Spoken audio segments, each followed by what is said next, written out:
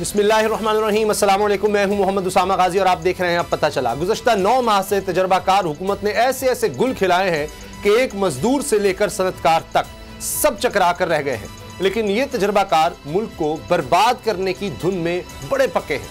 तवील power breakdown से इन्होंने डिजिटल दौर की नस्ल को मोमबत्ती की अफादियत से भी खूब रोशनास करवा दिया और उल्टा अपनी हुकूमत की इस नाहली पर शर्मिंदा होने के बजाय वफाकी वजीर पानी और बिजली खुर्रम दस्तगीर वजीर आजम शहबाज शरीफ की कायदाना सलाहियतों के गुन गा रहे हैं और पावर ब्रेकडाउन का जिम्मेदार गुज़श्ता हुकूमत को ठहरा रहे हैं।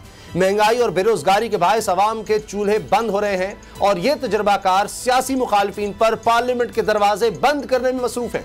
फ्रेंडली अपोजिशन के साथ मिलकर मर्जी के निगरान एम्पायर लगाना इनकी अव्वलीन तरजीह है।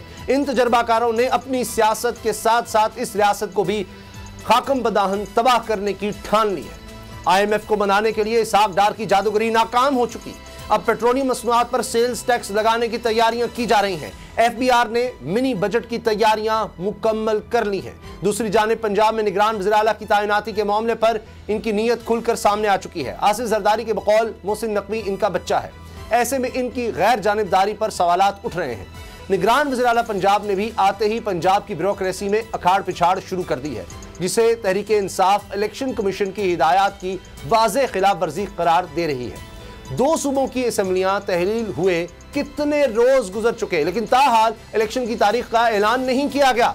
खबर यह भी है कि नई मरदमशुमारी की आड़ में इलेक्शन के इनेकाद में ताखीर का सोचा जा रहा है।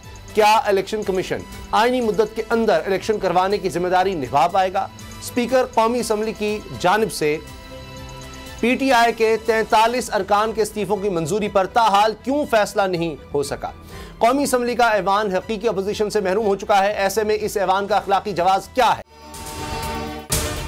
अगर आपको ये वीडियो पसंद आई तो सब्सक्राइब करें और बेल पर क्लिक करें।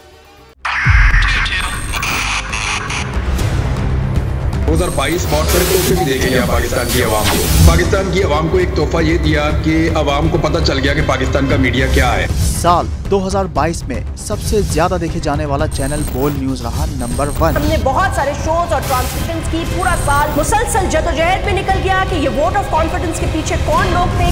तोड़े रेटिंग के सभी रिकॉर्ड। सोशल मीडिया पर भी सबसे ज्यादा तेजी से 2.4 बिलियन व्यूज का संगे मील अबूर किया।